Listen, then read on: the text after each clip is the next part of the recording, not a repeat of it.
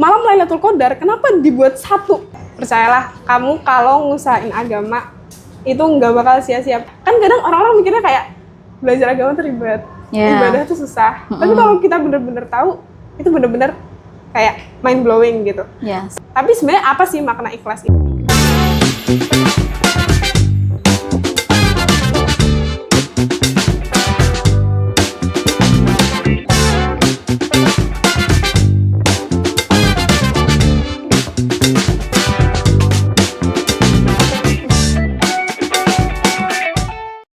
Halo Sobat Muda, gimana kabarnya?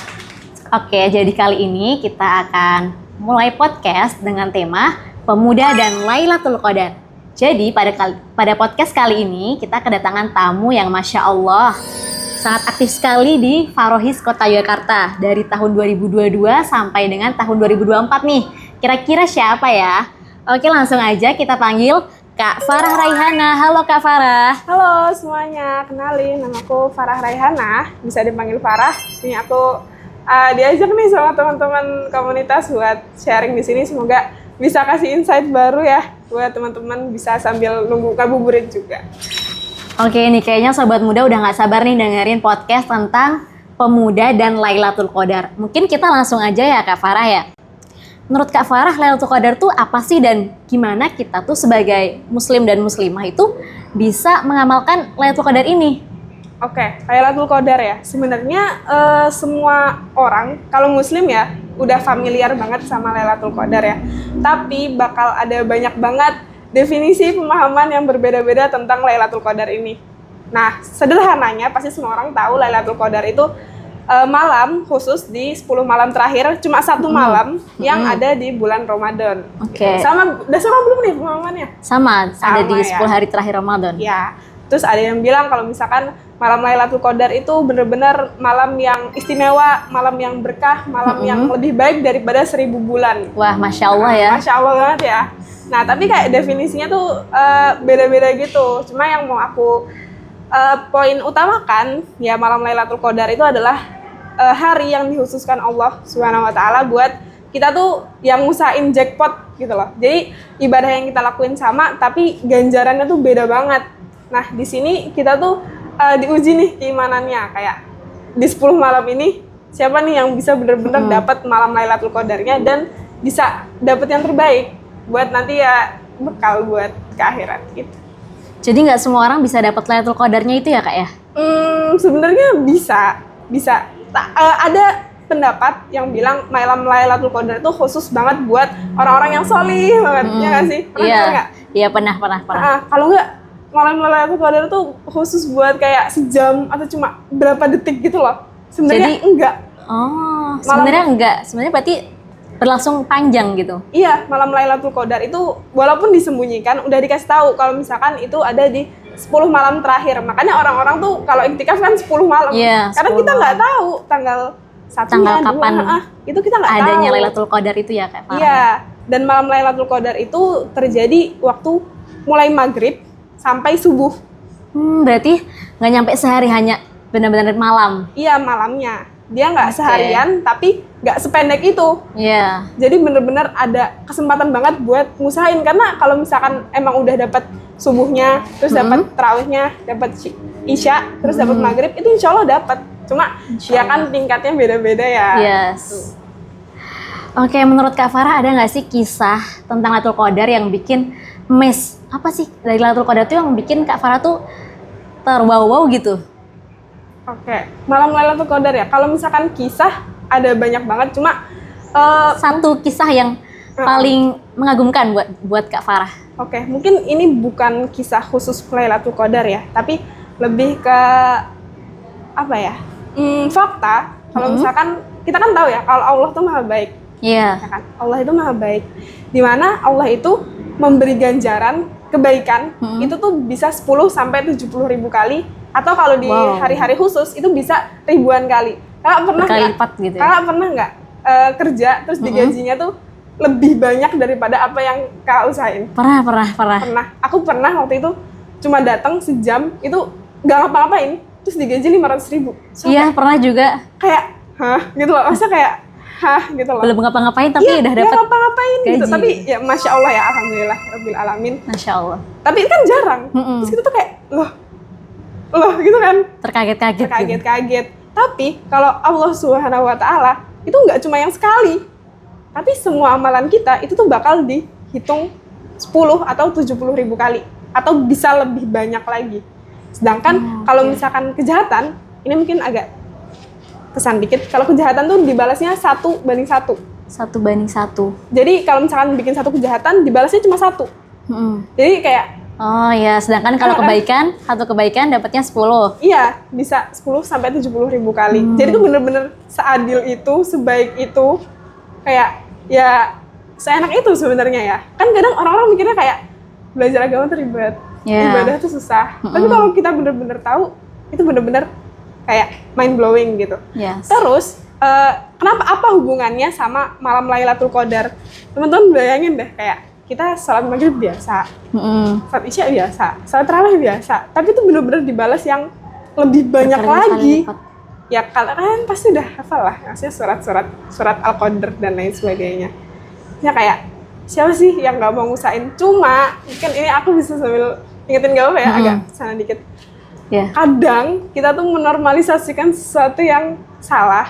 Kadang ada di perasaan kayak aku mau iktikaf, tapi bayangannya kayak tapi nanti aku dibilang soalim, dibilang aku mau taraweh yang kayak gini, tapi nanti aku dibilang gini. Udah overthinking dulu gitu ya Kak, kalau pemuda-pemuda sekarang tuh. Terus kayak temen-temen yang lain pada nongkrong bukber, apalagi kalau bukbernya 10 malam terakhir. Aduh. Apalagi kalau bukber tuh sekarang tuh trennya velocity Kak. Aduh, padahal ya kan, maksudnya sayang banget gitu loh. Dari 365 hari, dari ribuan hari, kan kita hidup berapa tahun sih? Paling 60 itu udah paling banyak ya. Iya. Cuma 60 kali Lailatul Qadar. Itu pun kita ada yang masih bayi, nggak dapet tuh. Iya. Iya kan? Kayak kenapa 10 hari ini dibuat ke hal-hal yang kayak gitu loh. Oke. Jadi tolong jangan menormalisasikan sesuatu yang salah. Pede aja gitu loh. Yes. Selama itu baik, kenapa enggak gitu ya Kak ya? Betul. Oke, menurut Kak Farah, kita nih yang masih muda-muda nih, kira-kira bisa nggak sih dapetin Lailatul Qadar tuh? Bisa. Menurut Kak bisa nggak? Bisa sih harusnya. Nah, terus kira-kira kita tuh harus maksimalkannya di 10 hari terakhir ini dengan apa? Dengan amalan-amalan apa ya Kak? Oke. Sebenarnya ada banyak banget amalan ya. Amalan itu kan sebenarnya bisa dipilih kan. Kayak kamu mau zikir atau mau berdoa atau mau ngapain, kajian dan lain sebagainya.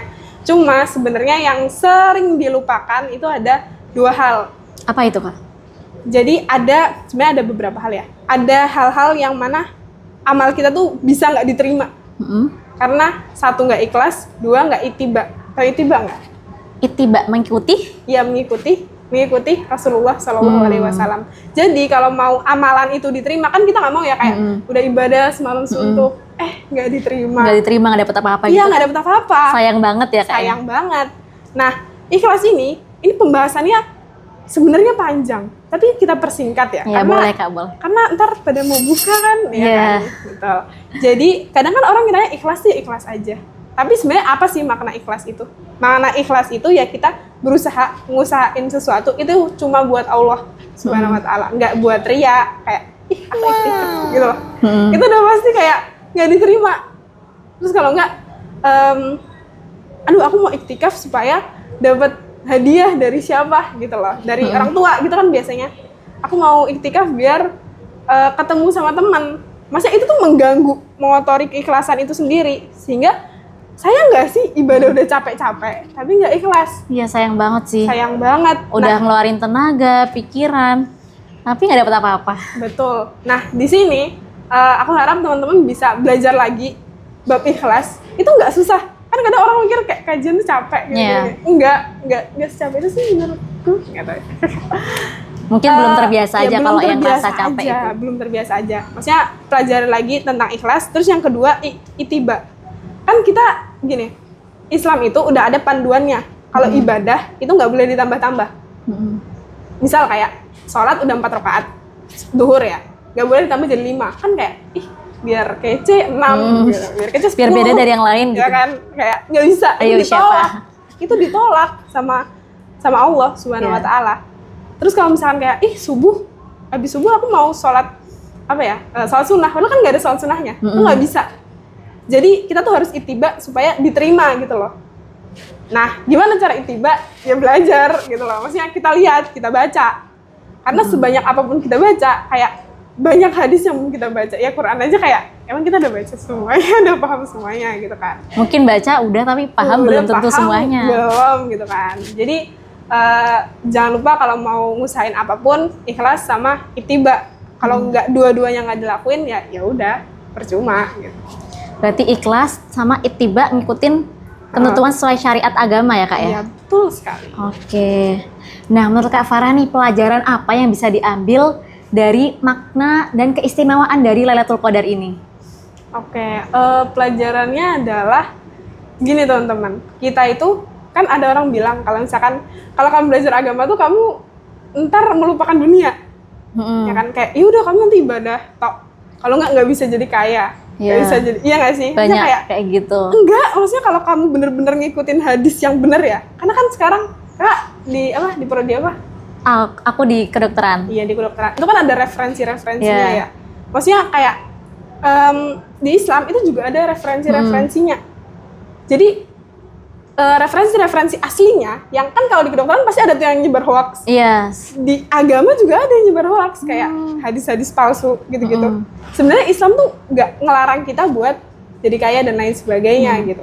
Nah, malam Lailatul Qadar kenapa dibuat satu? Bayangin malam Lailatul Qadarnya ada 365. Kita nggak tidur. Iya kan? sih, betul juga sih. Iya Kak. kan? Iya. Kita tuh boleh loh, maksudnya buat kerja. Maksudnya boleh ngapa-ngapain. Dan itu tuh bener-bener kita dikasih kayak, ini loh, hari ini khusus. Tinggalin. Bahkan yang mubah boleh ditinggalin. Kayak kerja boleh ditinggal.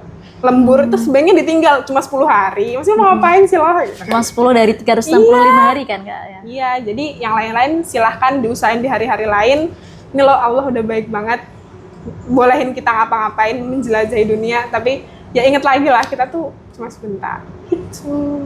Berarti kita harus benar-benar maksimalkan waktu di 10 hari terakhir Ramadan ini ya Kak ya? Betul yang sekali. Udah mulai teman-teman. Nih. Oke, terus Kak, misalkan sobat muda nih atau kita nih sudah masuk 10 hari terakhir ya. Nah, sudah terlena nih dengan 10 hari terakhir ini ya karena kesibukan duniawi lah. Nah, kira-kira apa pesan yang bisa disampaikan ke para pemuda, para sobat muda biar bisa tersadarkan gitu. Kira-kira apa nih pesannya untuk pemuda-pemuda di sana? Oke, pesannya adalah percayalah, kamu kalau ngusahain agama itu nggak bakal sia-sia. Pernah nggak sih ngeliat orang kayak hidupnya tenang, aman, damai, sejahtera. Aman, damai. Nggak ada apa-apa, nggak ada kesusahan nggak gitu. ada kesusahan. Itu biasanya mereka udah kenal sama agama. Jadi teman-teman, jangan terlalu banyak terlena sama dunia. Karena mau kamu usahain dunia segimanapun, kayak hatinya nggak bakal plong. Iya. Itu satu jangan terlena. Dua, kalau udah terlanjur terlena, ya silakan deketin orang-orang yang udah semangat duluan. Karena aku sendiri juga kayak udah, ya namanya juga manusia ya. Kayak cari lingkungan yang mendukung gitu ya Kak. Capek. Circle yang mendukung. Terus akhirnya di sini di masjid ini pada soleh-soleh, gitu, pada rajin. Jadi kita kayak, ih kok gue masih gini-gini aja, maksudnya aku juga mau gitu loh. Ya nggak mau stuck gitu ya. Paksain aja, kayak secapek-capeknya paksain, bismillah, kita berdoa semoga kita semua dapat malam Lailatul Qadar.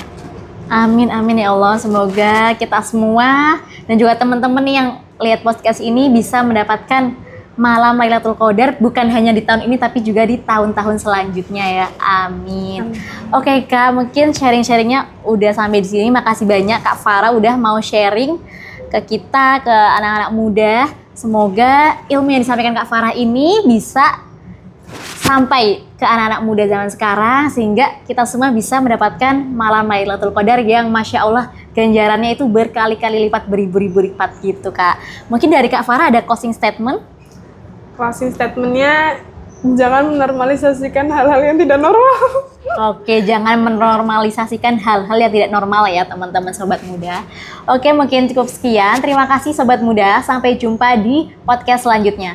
Terima kasih. Assalamualaikum. Dadah. Terima kasih.